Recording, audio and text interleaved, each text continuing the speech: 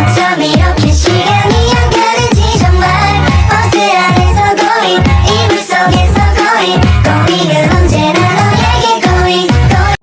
Assalamualaikum warahmatullahi wabarakatuh. Saya Winda Widiawardani ingin membacakan atau mempresentasikan PPT saya yang berjudul tentang malaria. Di sini saya langsung saja menjelaskan apa itu malaria. Latar belakang malaria yaitu malaria merupakan salah satu penyakit menular yang masih menjadi masalah kesehatan di masyarakat dan ditemukan hampir di seluruh bagian dunia termasuk di negara yang beriklim tropis dan subtropis. Sebagian besar penduduk dunia berisiko tertular malaria karena hidup lebih dari 100 negara yang masih endemis dengan penyakit malaria.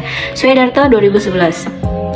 Latar belakang malaria yaitu disebabkan oleh parasit malaria, yaitu suatu protozoa darah yang termasuk dalam genus Plasmodium.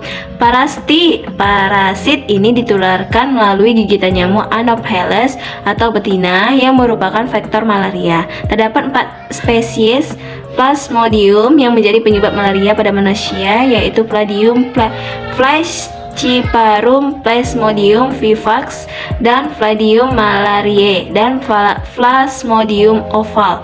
Berdasarkan data dari World Health Organization atau WHO 2011, secara global kematian yang diakibatkan oleh penyakit malaria pada tahun 2010 adalah 655.000 kasus malaria di seluruh dunia. Selain itu, tercatat 86% kematian terjadi pada anak di bawah umur 5 tahun. Penderita penyakit ini tersebar di daerah di seluruh dunia, terutama di daerah endemis seperti Afrika dan Asia.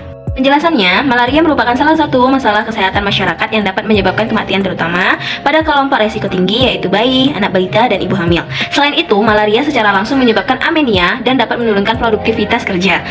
Malaria adalah istilah yang diambil dari dua kata bahasa Italia, yaitu mal atau buruk dan area atau udara buruk karena dahulu banyak terdapat di daerah rawa-rawa yang mengeluarkan bau busuk. Penyakit ini mempunyai nama lain seperti demam Roma, demam rawa, demam tropik, dan demam pantai, demam Chargos, demam kutah, dan paludisme. Malaria. 4 jenis malaria pada manusia. Yang pertama itu ada malaria tertiana yang disebabkan oleh Plasmodium vivax, adalah jenis malaria yang paling ringan dengan gejala demam. Dapat terjadi setiap 2 hari sekali setelah gejala pertama terjadi.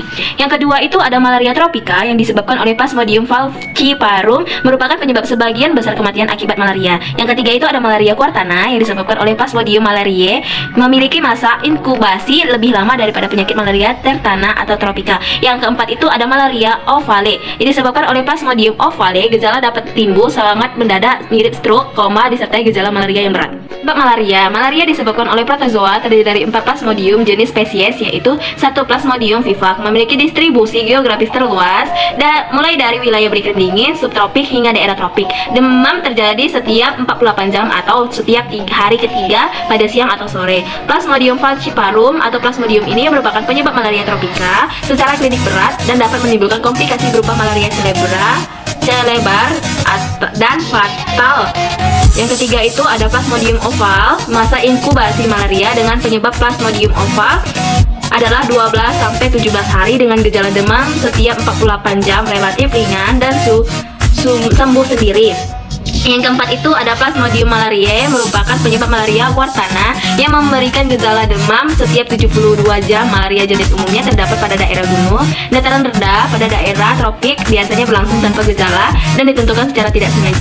Gejala klinis malaria terdiri dari 3 gejala klinis utama yang disebabkan oleh parasit Plasmodium malaria yang menginfeksi manusia, yaitu 1 demam, yang kedua anemia bergantungan pada spesies parasit Plasmodium, yang ketiga ada splenomegaly limpa, merupakan organ retikuleon endotelial. Adapun epidemiologi malaria, epidemiologi malaria adalah ilmu yang bertujuan menganalisis berbagai faktor yang berhubungan erat dengan timbulnya masalah penyakit malaria di masyarakat, terutama yang berkaitan pada penjamu, agen, dan lingkungannya.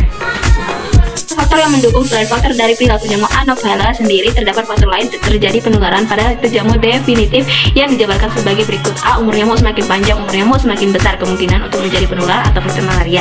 B. Kerentanan nyamuk terhadap infeksi gametosis.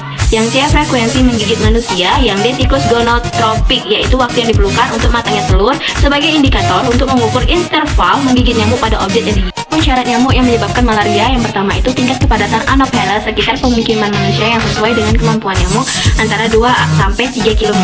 Yang kedua itu ada umur nyamuk, lamanya hidup harus cukup lama sehingga parasit dapat menyelesaikan siklus sporogoni. 3. Adanya kontak dengan manusia jika nyamuk menghisap darah manusia atau antropofilik. Yang keempat ada kerentanan nyamuk terhadap parasit atau spesies nyamuk Anopheles tertentu. Nyamuk Anopheles hidup terutama di daerah tropik dan subtropik, bisa juga hidup di daerah beriklim, sedangkan dan bahkan di daerah Antartika. Nyamuk Anopheles jarang ditemukan dari ketinggian dataran lebih dari 2000 sampai 2500 meter. Sebagai besar nyamuk Anopheles ditemukan di dataran rendah. Faktor yang mempengaruhi nyamuk Anopheles dan harus diperhatikan adalah tempat berkembang biaknya atau breeding place, panjang umur nyamuk dan efektivitas Anopheles sebagai vektor penularan, serta jumlah prozoid yang diinokluasi setiap menghisap darah manusia. Ada beberapa siklus diantaranya. Yang pertama siklus aksesual atau siklus aksesual yang berlangsung pada tubuh manusia terdiri dari 2 fase, yaitu fase eritrosit dan fase yang berlangsung dalam parenchyma sel hepat.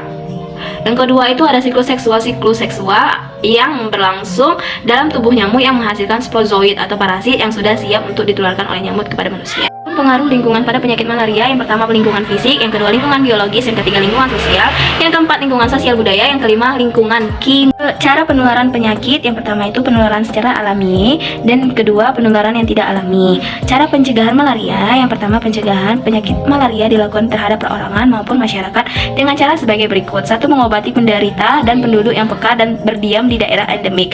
Yang kedua mengobati karir malaria menggunakan primaquine. Yang ketiga memberi pengobatan profilaksis pada individu yang akan memasuki daerah endemis malaria. Yang keempat memberantasi nyamuk Anopheles yang menjadi faktor penularannya.